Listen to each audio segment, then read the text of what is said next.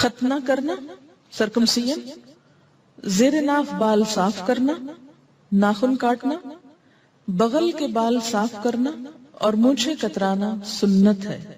عن ابی ہریرہ رضی اللہ عنہ عن النبی صلی اللہ علیہ وسلم قال الفطرۃ خمس او خمس من الفطرۃ الختان والاستحداد وتقلیم الاظفار ونتف الابط وقص الشارب رواہ مسلم۔ حضرت ابو ہریرہ رضی اللہ عنہ سے روایت ہے کہ نبی صلی اللہ علیہ وسلم نے فرمایا فطرت میں 5 چیزیں شامل، یعنی انسان دوسرے جانوروں سے ممتاز ہوتا ہے۔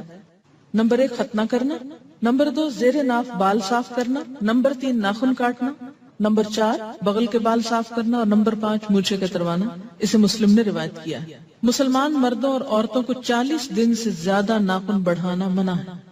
عن انس بن مالک رضی اللہ عنہ قال وقت لنا في قص الشارب وتقليم الأظفار ونتف الإبط وحلق العانة ألا نترك أكثر من 40 ليلة رواہ مسلم۔ حضرت انس بن مالک رضی اللہ تعالی عنہ سے روایت ہے ہمارے لیے مونچھ کتروانے، ناخن کاٹنے، بغل کے بال صاف کرنے اور زیر ناف بال صاف کرنے کی مدت 40 دن مقرر کی گئی ہے، یعنی اس سے آگے نہ بڑھے۔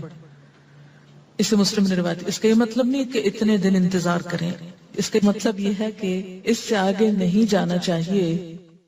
اور ویسے بھی صحت کے خلاف ہے ان سب چیزوں کی خلاف ورزی۔ مونچھیں بڑی ہوں تو اس میں بھی جراثیم جمع ہو سکتے ہیں اور کھانے میں انسان کے اندر بھی جا سکتے ہیں۔ ناخنوں کے اندر بہت سے جراثیم جو ہیں وہ جمع ہوتے ہیں اگر وہ بڑھے ہوئے ہوں۔ اسی طرح باقی غیر ضروری بال بھی نجاست جمع کرنے کا ذریعہ بن جاتے ہیں اور طہارت کا احساس انسان کے اندر سے ختم ہونے لگتا ہے۔ انسان کی صحت کے لیے ضروری ہے کہ ان چیزوں کے بارے میں انسان کانشیس رہے، کنسرن رہے۔ پرسنل کیئر اور ہائیجین میں آتی ہے یہ چیز۔ کل ہی کو مجھے بتا رہا تھا کہ انگلیوں کے جو بالکل اگلے سرے ہیں پورس، اس کے اندر بہت باریک بلڈ ویسلز ہوتی جو وضو کرنے سے اور کئی دفعہ آپ دن میں ہاتھ دھوتے ہیں جیسے واش روم سے نکل کر یا ویسے، تو ان کو جب پانی لگتا ہے تو یہ ٹینشن کو ریلیز کرنے کا سبب بنتا ہے۔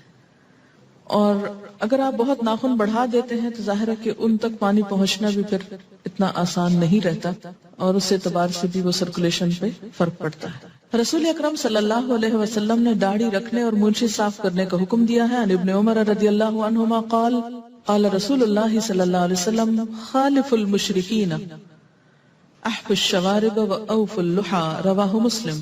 حضرت عبداللہ بن عمر رضی اللہ عنہما سے روایت ہے کہ نبی صلی اللہ علیہ وسلم نے فرمایا مشرکوں کی مخالفت کرو، داڑھی رکھو اور مونچھیں صاف کراؤ۔ اسے مسلم نے روایت کیا ہے۔ سو کر اٹھنے کے بعد 3 مرتبہ ہاتھ دھونے کے بعد کسی چیز کو ہاتھ لگانا چاہیے، یعنی اور مواقع مثلا کھانے سے پہلے ہاتھ دھونا ضروری، واش روم سے نکل کر ہاتھ دھونا ضروری، نماز میں ہاتھ دھونا ضروری، کسی بھی صاف چیز کو پکڑنے سے پہلے اگر ہاتھ پہ کوئی نجاست لگی ہے اس وقت میلے ہاتھوں کو دھونا۔ اور خاص طور پر یہاں ایک اور ادب سکھایا گیا کہ سو کر اٹھنے کے بعد بھی۔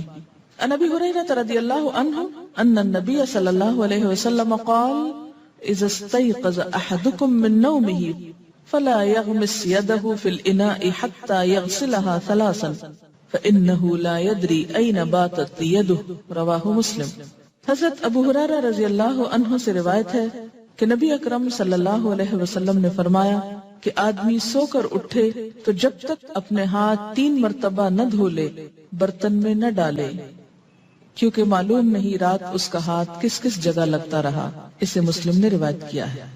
مسلم کا پسینہ اور بال پاک ہیں، یعنی مثلا کھانے میں بال آٹے میں چلے جائیں یا سالن میں چلے جائیں تو وہ سالن الٹانے کی ضرورت نہیں، ناپاک نہیں ہوا، کھا سکتے ہیں، اگرچہ ایسا کرنا تھوڑ پن کی علامت ہے۔